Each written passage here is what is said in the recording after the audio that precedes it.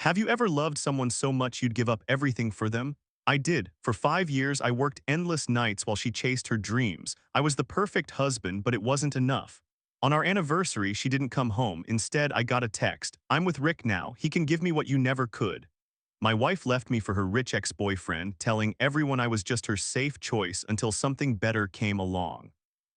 She laughed when I begged her to stay, calling me pathetic. I lost everything, then I died, but fate gave me a second chance. I woke up 5 years in the past with all my memories intact. This time things would be different. I rebuilt myself while she made the same mistakes. Now she's back, crying and begging for another chance. But I've moved on. I always believed love meant sacrifice. That's what I told myself every time I stayed late at the office, grinding through endless spreadsheets while my colleagues headed home to their families.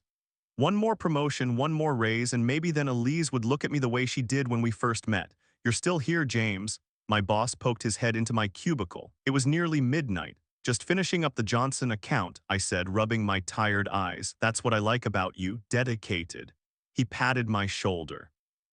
But go home to that beautiful wife of yours. The work will be here tomorrow. If only he knew, Elise wouldn't be waiting up. These days, she was always busy with something. Networking events, late meetings, girls' nights out. Our apartment had become just a place where we occasionally crossed paths. I packed up my things and headed home. Our apartment was dark when I arrived, but I wasn't surprised. I checked my phone, no messages from Elise. I sent her a quick text. Working late again, miss you. Three dots appeared, then disappeared. Finally, at a work dinner, don't wait up. I sighed and pulled a frozen meal from the freezer. As I ate alone at our kitchen counter, I gazed at the photo hanging on the wall, our wedding day 5 years ago. Elise looked radiant, her smile so bright it could blind you. I was beaming too, hardly able to believe my luck. We'd met in college. She was the ambitious, beautiful girl everyone wanted to know. I was the quiet, hardworking guy who tutored her through economics. When she agreed to go out with me, it felt like winning the lottery. And when she said yes to my proposal 2 years later, I promised myself I'd spend my life making her happy. That meant supporting her career in marketing. That meant moving to the city when she got her dream job offer. That meant putting my own aspirations of starting a business on hold. Small sacrifices, I thought, for the life we were building together. I washed my plate and went to bed, leaving the bedside lamp on for her. Maybe tonight she'd come home at a reasonable hour. Maybe tonight she'd curl up next to me like she used to. The next morning, I woke to find her side of the bed untouched. A text notification lit up my phone, crashed at Jen's, too late to drive home, see you tonight. I tried to ignore the knot in my stomach. This was happening more frequently lately, but Elise had always been social, I reasoned. Her job demanded networking, and Jen was her best friend, nothing suspicious about that. Still, something felt off. Elise had been distant for months. Our conversations had become superficial. On the rare occasions we had dinner together, she was always on her phone. When I reached for her in bed, she was often too tired or had an early meeting. I pushed those thoughts aside as I got ready for work. Today was important. I had a presentation that could lead to a promotion, more money for our future. Maybe then Elise would see how hard I was working for us. The presentation went well. My boss was impressed, my colleagues congratulatory. I should have felt elated, but all I wanted was to share the good news with Elise. I called her on my way home, planning to suggest a celebration dinner, no answer. I tried again, straight to voicemail. I stopped by the florist and picked up her favorite lilies anyway. Tonight I'd make an effort, cook her favorite meal, open a nice bottle of wine, reconnect. When I got home, I was surprised to find Elise already there, sitting on the couch with her laptop. Hey, I said, feeling suddenly shy. I didn't expect you home so early. She looked up, her expression unreadable. Had to catch up on some emails. I held up the flowers. I got these for you, and I was thinking we could have dinner together tonight. I had a good day at work. She took the flowers with a distracted smile. Thanks, they're nice, but I actually have plans tonight. Networking event with some potential clients. Oh, I tried to hide my disappointment. Maybe tomorrow then. I was thinking we could talk. We haven't really connected lately. Something flickered across her face. Guilt, annoyance, it was gone before I could identify it. Sure, tomorrow works. She stood up, flowers forgotten on the coffee table.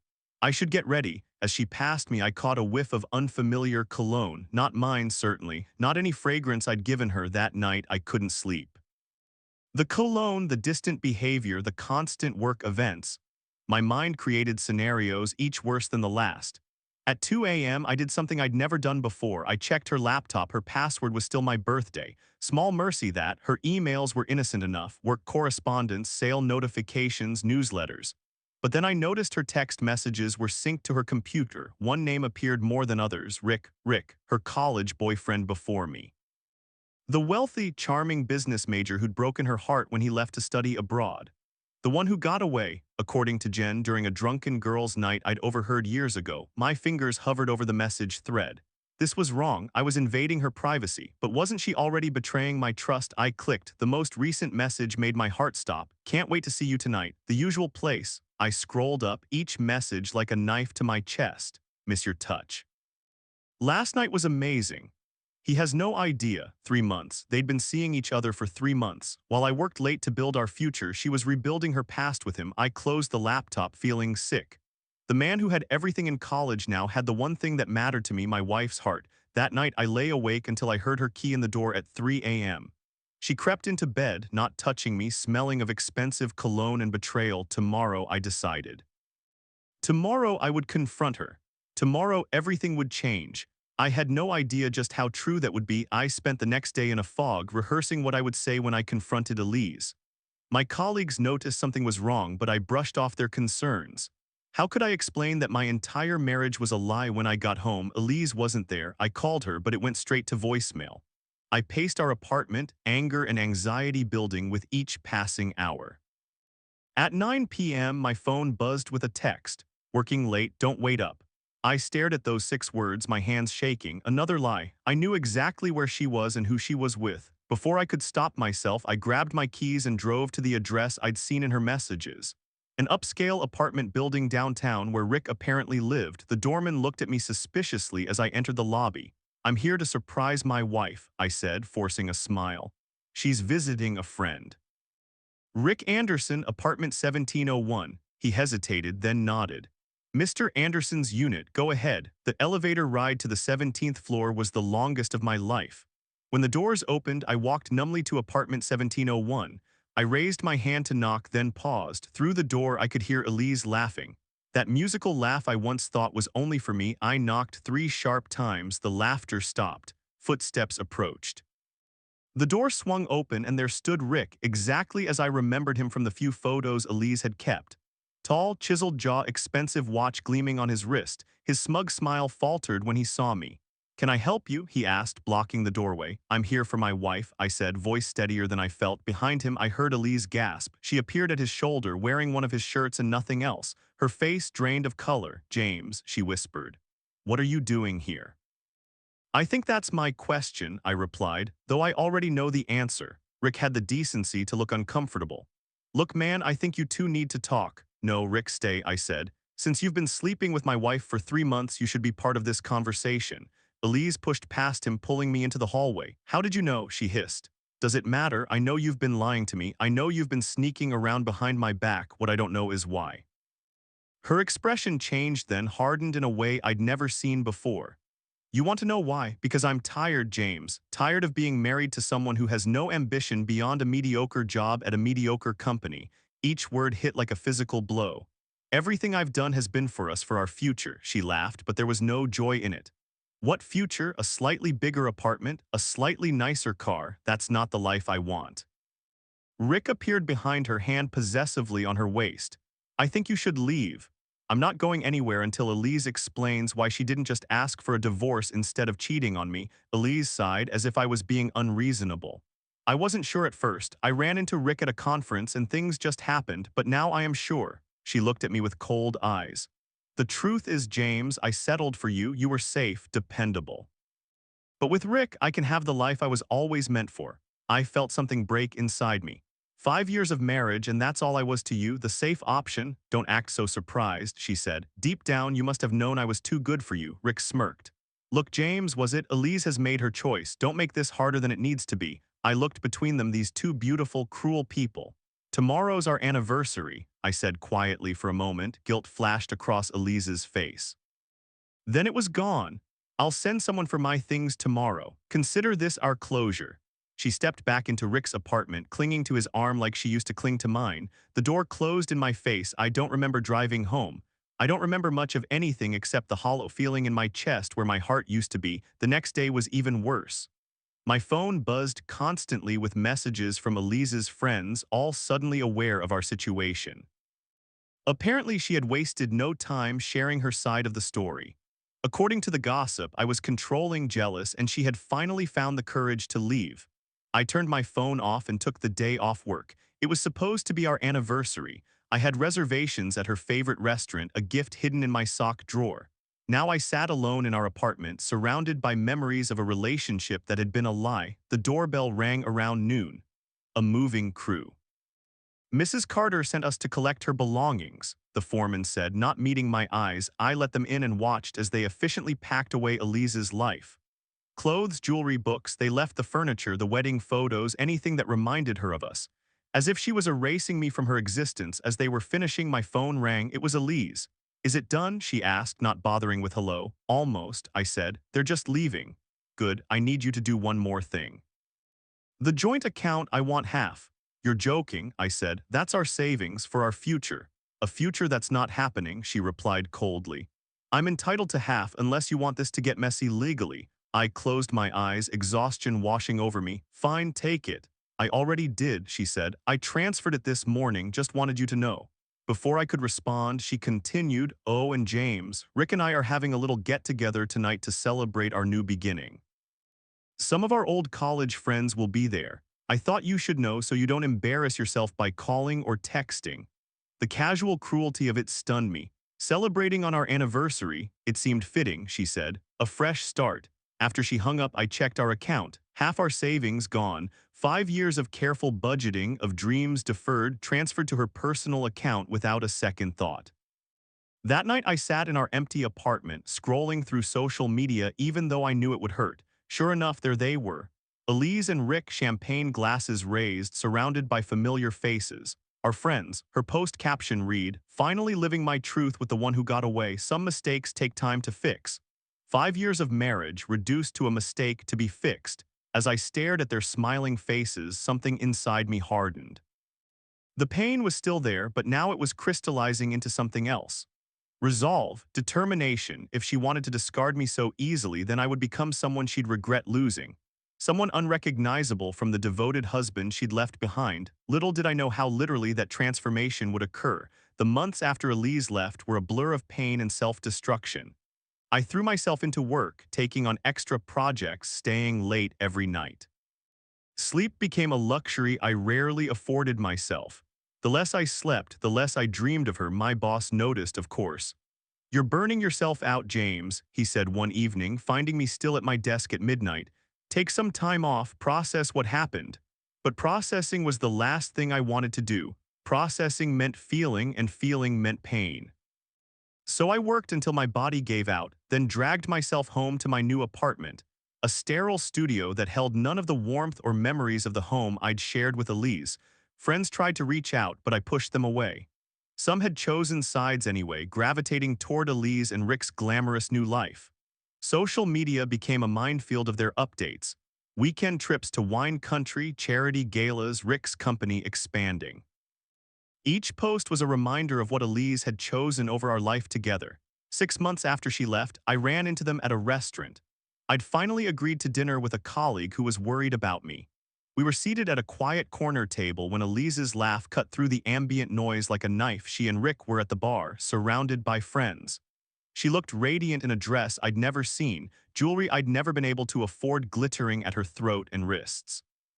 Rick's arm was draped possessively around her waist, his other hand gesturing as he told a story that had everyone captivated. My colleague followed my gaze. Isn't that your ex? I nodded, unable to speak. We can leave if you want. But something kept me rooted to my seat. I watched as Elise excused herself and headed toward the restrooms, which would take her past our table. When she saw me, she faltered for just a moment before composing herself. James, she said with a nod, you look tired. Working hard, I replied. How's life with Rick? A smile spread across her face, genuine and bright. Wonderful, we're actually celebrating tonight. His company just acquired a major competitor and we're moving into a penthouse next month. She said it casually, as if discussing the weather, not twisting the knife in my heart. Congratulations, I managed. She glanced at my colleague, then back to me. It's good to see you moving on, really. As she walked away, I felt something inside me shrivel. She was genuinely happy. The life she'd left me for was everything she'd wanted, and I was still here hollow and haunted. After that night, I spiraled further. I stopped going to work regularly, ignored calls from my boss, from the few friends who still tried. I drank too much, ate too little. My health deteriorated along with my apartment, which became littered with takeout containers and empty bottles. One particularly bad night, my phone pinged with a notification. Elise had tagged me in a post. Confused and a little drunk, I opened it. It was a professional photo of her and Rick at some gala. Her caption: 5 years ago I was settling for less than I deserved. Today I'm living my best life with the man of my dreams. Never settle, ladies. She had tagged me deliberately, making sure I'd see it. The comments were worse. Friends expressing how happy they were for her, how she glowed now, how obvious it was that she'd finally found her true happiness. Something broke in me that night. Not just my heart, which had been breaking for months, but my spirit. The last thread of hope that perhaps she had once loved me, that our marriage had meant something to her, snapped. I grabbed my keys and stumbled to my car. The rational part of my brain knew I shouldn't drive in my condition, but that voice was drowned out by pain and rage. I just needed to move, to escape, to outrun the humiliation and grief that threatened to consume me. The roads were slick from a recent rain.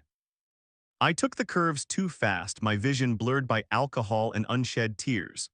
When my phone rang, I glanced down reflexively. Rick's name flashed on the screen. Why would he be calling me? To gloat? To deliver some final insult? I reached for the phone, my attention leaving the road for just a second. That was all it took. Headlights blinded me. A horn blared. I swerved, but it was too late. The impact was violent, metal crushing against metal. My car spun, flipped, tumbled down an embankment. Pain exploded throughout my body, then began to fade as darkness crept in around the edges of my vision. Blood trickled into my eyes. I couldn't move, couldn't call for help. As consciousness slipped away, strange thoughts drifted through my mind. Had Rick called to warn me about something? Had he orchestrated this somehow? Or was it just cruel coincidence, one final cosmic joke at my expense? My last thoughts were of Elise. Not as she was at the end, cold and cruel, but as she had been when we first met. Her smile, her laugh, the way she looked at me like I was her whole world. If I ever get another chance, I whispered to the darkness, I won't be the fool again. I won't give everything for someone who gives nothing in return. Then nothing, light, blinding, pulsing light, I gasped, my body jerking upright. My hands flew to my chest, expecting to find wounds, blood, broken bones.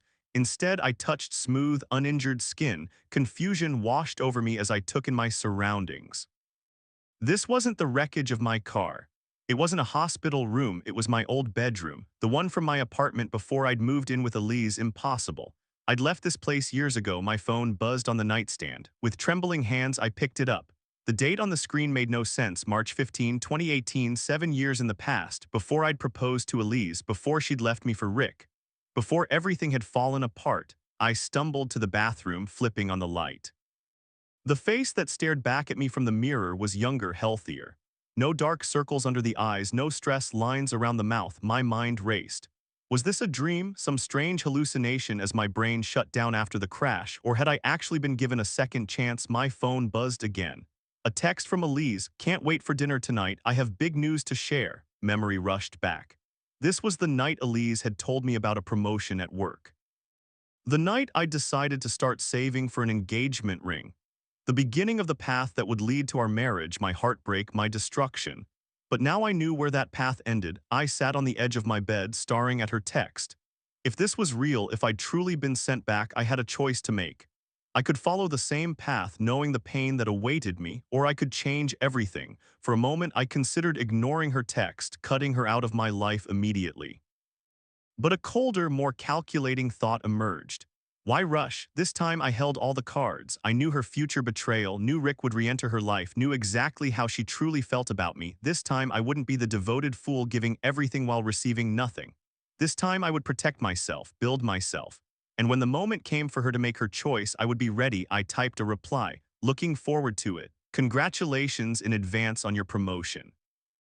Her response was immediate. How did you know? I smiled, a cold, unfamiliar expression on my younger face. Just a feeling. This was just the beginning. I had years to prepare, to transform myself from the man she deemed worthy of abandonment into someone she would regret losing. Someone unrecognizable from the James she thought she knew. The game had changed. And this time I would be the one writing the rules. The first thing I did with my second chance was make a detailed timeline of my previous life with Elise. I documented every major milestone, every turning point, every red flag I'd ignored. I created a roadmap of mistakes I wouldn't repeat. That night at dinner, I watched Elise with new eyes as she excitedly shared news of her promotion. In my first life, I'd been genuinely happy for her, promising to support her in any way I could. This time, I offered measured congratulations. "That's great," I said, raising my glass. "You deserve it. We should both celebrate our successes more." She tilted her head. "Both? Did something happen at work for you too?" "Not yet," I said with a confidence I hadn't possessed before. "But it will. I've been thinking about my future more clearly lately." "That's good," she said, clearly surprised by my shift in focus. In the weeks that followed, I made strategic changes. I enrolled in night courses in business and finance, skills I'd need for the path ahead. I reconnected with old contacts who'd become valuable in my first timeline. I started a modest investment portfolio with knowledge from my future that felt like cheating. When Elise suggested moving in together 6 months later, just as she had before, I declined. "I think we should wait," I told her. "We're both focused on our careers right now. Besides, I've been looking at a property investment that would tie up my finances for a while." The property was a small commercial building in what I knew would become a booming district in 3 years. In my first life, I'd watched others profit from that growth while I focused entirely on supporting Elise's aspirations. "Property investment?" Elise frowned. "Since when are you interested in real estate?" "People change," I said simply. "I'm thinking long-term now." I could see the calculations behind her eyes. The Elise I'd married had wanted security and stability. This new direction of mine didn't fit her plan. "Well, there's no rush," she said eventually. "We have time." Time was exactly what I needed. In my first timeline, I'd proposed after 18 months together. This time, when that anniversary approached, I took a business trip instead. I watched her social media closely, nodding her thinly veiled disappointment at the lack of a ring. It was around this time that I first noticed Rick's name appearing in her online world. A comment here, a like there, just as before they'd reconnected at an industry conference. This time, however, I was prepared. "I saw Rick Wagner commented on your post," I mentioned casually one evening. "Isn't he your ex from college?" Elise's surprise was visible. "You remember that? We dated briefly, nothing serious. He's back in town, working for Meridian Capital now." "Good for him," I said, deliberately dismissive. "Meridian's a solid company." In my first life, I'd been intimidated by Rick's success, wealth, and history with Elise. This time, I acted as if he were barely worth noticing. Our relationship continued, but with subtle differences. I was still attentive, still caring, but no longer centered my entire existence around her happiness. I pursued my own interests, built my own network, and carefully invested money that in my previous life had gone toward our shared future. The proposal, when it finally came, was calculated. Not the romantic, heartfelt gesture of my first timeline, but an expected step in a successful relationship. Elise said yes, of course.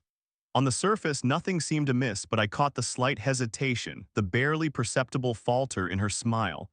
She'd expected more grandiose devotion from me. More sacrifice, more evidence that I considered her the center of my universe. Instead, she got a partner who valued himself equally to her. The wedding was smaller than our first, my choice this time.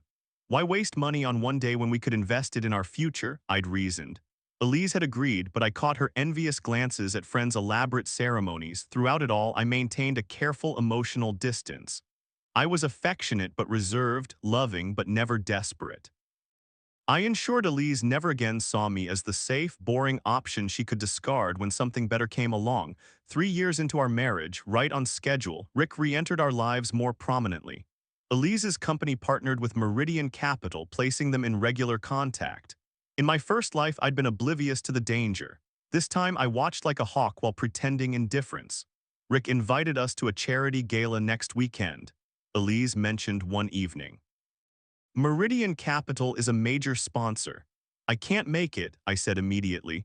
"I have that investor meeting in Chicago, remember?" "Right, I forgot." She tried to hide her disappointment. "I'll send our regrets." "No need," I countered casually. "You should go network, it's good for your career." She looked surprised. "You wouldn't mind?" "Why would I? I trust you." The irony of those words wasn't lost on me. On the night of the gala, I tracked her social media updates from my hotel room in Chicago. There she was, stunning in a black dress, champagne flute in hand. And there was Rick standing closer than necessary, looking at her the way he had in my previous life. Phase 1 was complete. The players were in position. While Elise rekindled her relationship with Rick, I focused on building my empire. The commercial property I'd purchased had tripled in value. I leveraged it to acquire more real estate, then diversified into tech investments I knew would succeed. My career transformed as well. I left my safe, steady job for a riskier position at a startup I knew would revolutionize their industry. Colleagues thought I was crazy, but 18 months later, when the company was acquired for millions, my stock options made me wealthy in my own right. Through it all, I maintained the appearance of a dedicated husband, but never the desperate one I'd been before. When Elise worked late, I didn't wait up. When she mentioned Rick's name with studied casualness, I responded with genuine disinterest. The distance between us grew just as it had before. But this time it was calculated, measured, observed with clear eyes. I noticed the signs earlier now, the lingering scent of unfamiliar cologne, the increase in girls' nights and work events. The protective way she guarded her phone. I said nothing, did nothing. Simply watched as history began to repeat itself in exactly the ways I'd predicted. 6 months before what would have been our 5th anniversary, I made my final preparations. I transferred my assets to protected accounts. I documented Elise's increasingly frequent absences and suspicious behavior, not for confrontation but for protection. One evening, I left my laptop open with a document visible. A business plan for a new venture, projections showing potential profits in the millions. I watched Elise's eyes scan it before I casually closed it. Just something I'm working on, I said vaguely. That night, for the first time in months, she initiated intimacy. I recognized it for what it was, insurance, maintenance, keeping her options open while she decided between Rick and me. 2 weeks later, I followed her to Rick's apartment building, just as I had in my previous life. This time, I didn't confront them. I simply took photographs, documented the betrayal, and went home to wait. The game was entering its final phase. Elise would make her choice soon, just as she had before, but this time when she left me for Rick, I wouldn't break. I wouldn't crash. I wouldn't die. This time I would rise. The confrontation, when it finally came, played out almost exactly as it had in my previous life. Elise didn't come home, supposedly working late. My calculated text expressing concern. Her dismissive response. But this time when she walked in at 2 a.m. smelling of Rick's cologne, I was awake and waiting. "Late night?" I asked, sitting calmly in the living room, a glass of whiskey in hand. She startled. "James, why are you still up?" "Couldn't sleep, thinking about the future." Something in my tone made her pause. "What about the future?" I took a slow sip of my drink. "I think we both know this marriage is over, Elise." Her expression shifted from surprise to wariness. She hadn't expected this directness, this calm acceptance. In my first life, I'd been devastated, begging her to stay, trying to understand what I'd done wrong. "What are you talking about?" she asked, but her denial lacked conviction. "Rick Wagner," I said simply. "You're sleeping with him, have been for months." She didn't immediately deny it, which told me everything. "It's complicated," she finally said. "Actually, it's quite simple," I countered. "You found someone you think is better, wealthier, more exciting, the path you didn't take in college." Her face hardened. "If you knew, why didn't you say anything? I wanted to see what choice you'd make, and you made it." "So what now?" she asked, defensive now. "You want to fight for our marriage, couples counseling? Is that why you're sitting here waiting to ambush me?" I laughed, a sound devoid of humor. "Fight for you? No, Elise, I'm setting you free. Go to Rick, be with the man you really want." Her eyes narrowed with suspicion. This wasn't the script she'd prepared for. "Just like that, you're giving up." "I'm moving on," I corrected. "There's a difference." The divorce was quick, clinical. I didn't contest anything, didn't fight over assets. What she didn't know was that my most valuable holdings were already secured in ways she couldn't touch. She walked away thinking she'd won, taking half of what she could see while missing the iceberg beneath the surface. 6 months after our divorce was finalized, my startup went public. The stock price tripled on the first day of trading. My name and face were suddenly in business publications. My overnight success, the talk of the industry. Of course, it wasn't overnight at all. It was years of careful planning, strategic investments, and leveraging knowledge from a future I'd already lived. But to the world, I was a brilliant visionary who had seen potential where others hadn't. I expanded quickly, acquiring smaller companies, diversifying into multiple industries.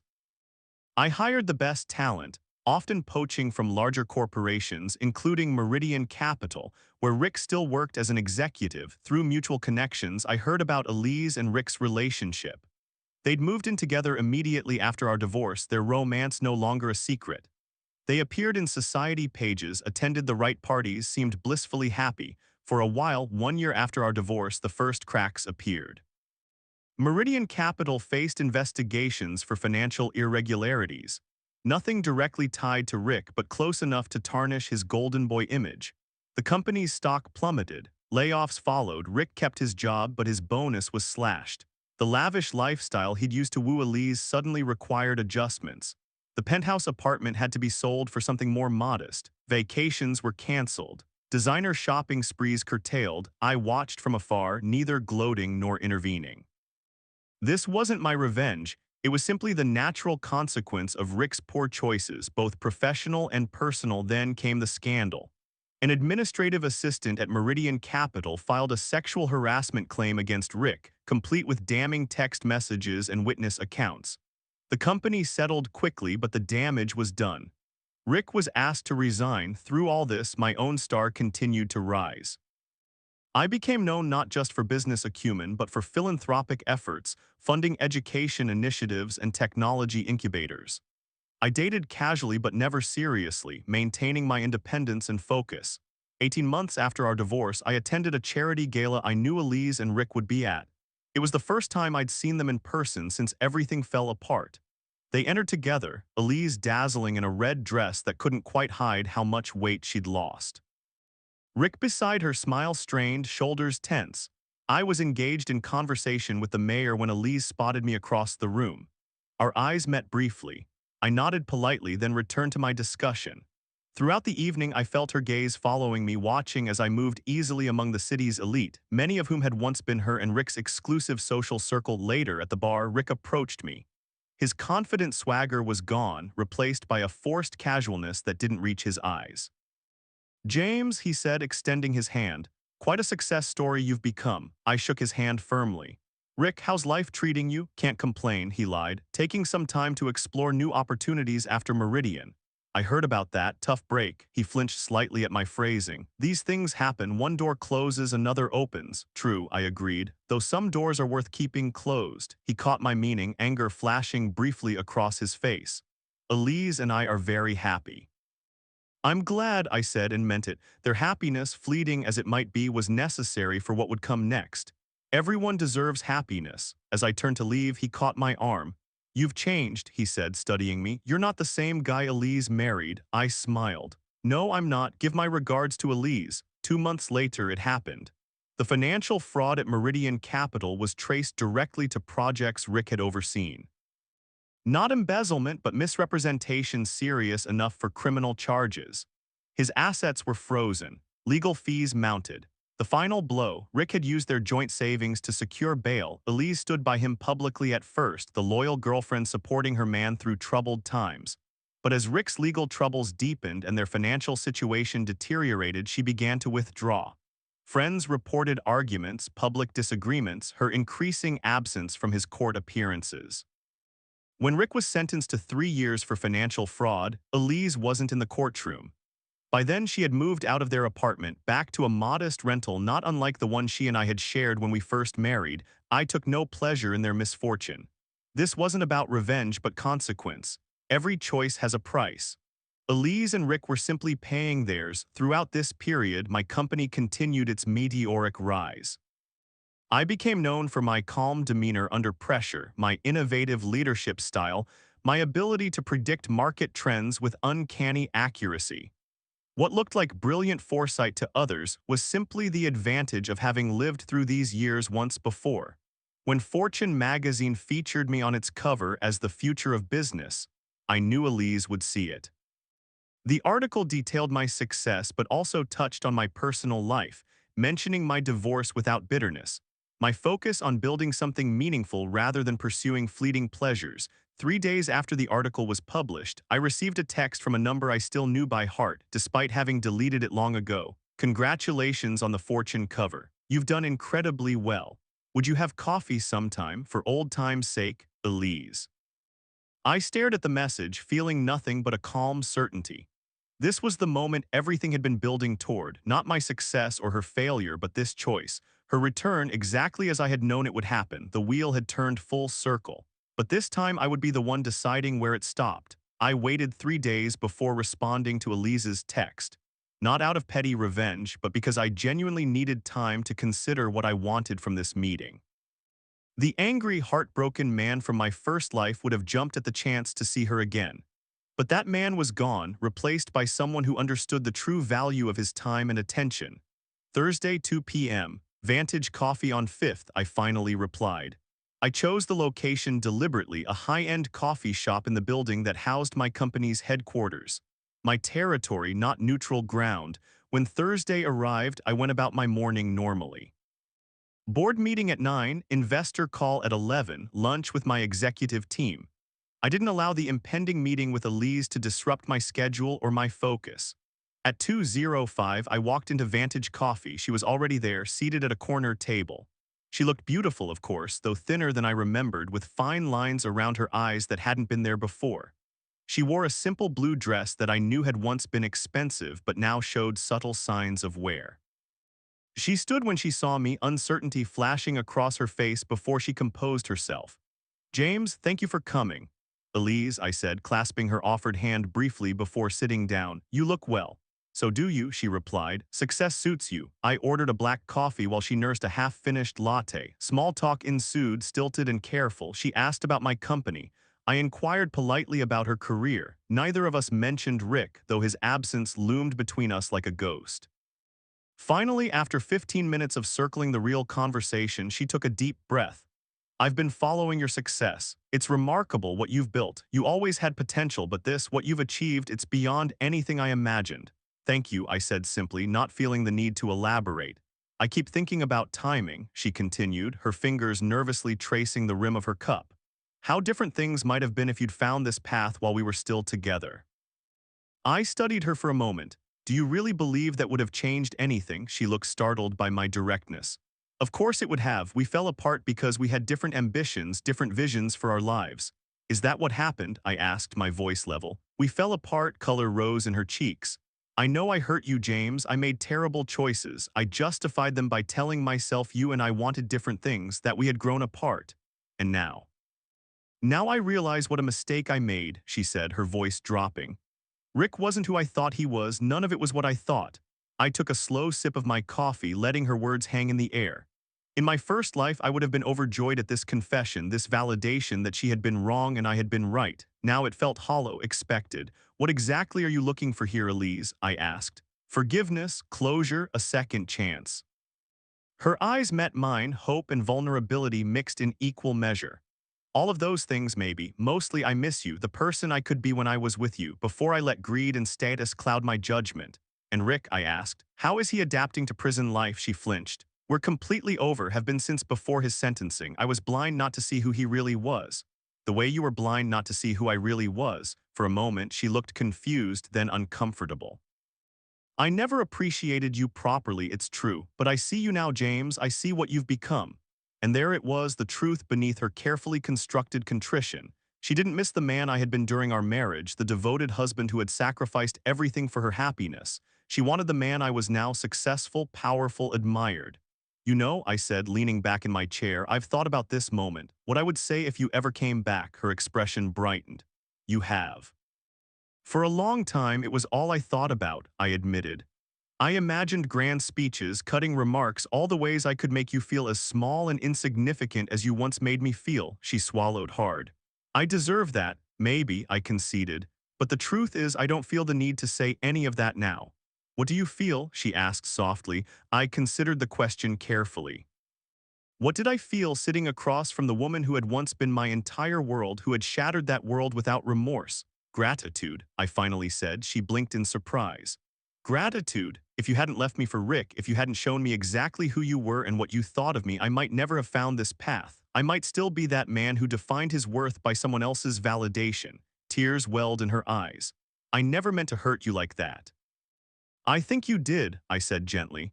In that moment, you wanted to hurt me to make me feel less so you could justify your choice, and that's okay. We all do cruel things when we're trying to escape our own guilt. A tear slipped down her cheek. Do you think you could ever forgive me, ever trust me again? I regarded her thoughtfully. There was a time when I would have given anything to hear her ask these questions, to see her regret the pain she had caused. Now it felt like watching a scene from someone else's life. I forgave you a long time ago, Elise, not for your sake but for mine. Carrying that anger was exhausting. Hope flickered in her eyes, and trust, a second chance. I shook my head slowly. Some things once broken can't be repaired, they can only be replaced with something different, something new. We could build something new, she insisted, reaching across the table to touch my hand. I've changed, you've changed, we could start fresh. I gently withdrew my hand from hers. The problem isn't whether we've changed, it's that I know exactly who you are now. I see you clearly without the blinders of infatuation or devotion. And what I see is someone who valued me only when I had something to offer, something to elevate your status or sense of security. Her face crumpled. That's not fair. I made a mistake, one terrible mistake. It wasn't a mistake, Elise, it was a choice. A series of choices made day after day. Just as I'm making a choice now, which is, she whispered, to thank you for the coffee, wish you well, and continue my life without you in it. She stared at me, disbelief giving way to realization that this was not going according to her plan. You're really not going to give us another chance after all we meant to each other? I stood, adjusting my jacket. What we meant to each other was never the same thing, Elise. To me, you were everything. To you, I was convenient until something better came along. That's not a foundation to build anything meaningful upon. So that's it. Her voice had an edge now, hurt pride sharpening her tone. You're just walking away, the way I see it. You walked away years ago. I'm just finally catching up. I placed enough cash on the table to cover both our drinks and a generous tip. I wish you happiness, Elise, I really do, just not with me. As I turned to leave, she called after me, her voice breaking. You've become cold, James. The man I married would never have been so cruel. I paused, looking back at her one last time. The man you married doesn't exist anymore.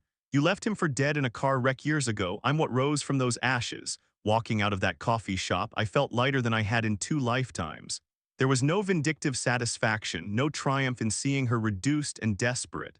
Only a quiet peace that came from finally closing a chapter that had defined me for too long.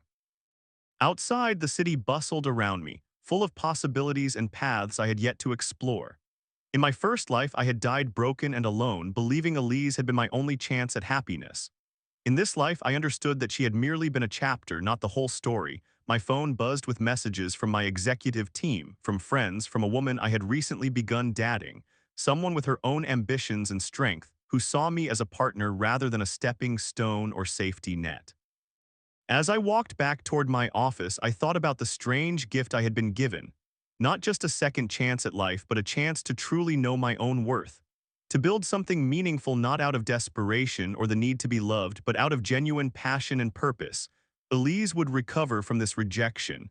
She would find someone else, perhaps learn from her mistakes, perhaps repeat them. That was her journey now, separate from mine. Mine stretched before me, undefined by the pain of the past or the need for validation from someone who had never truly seen me.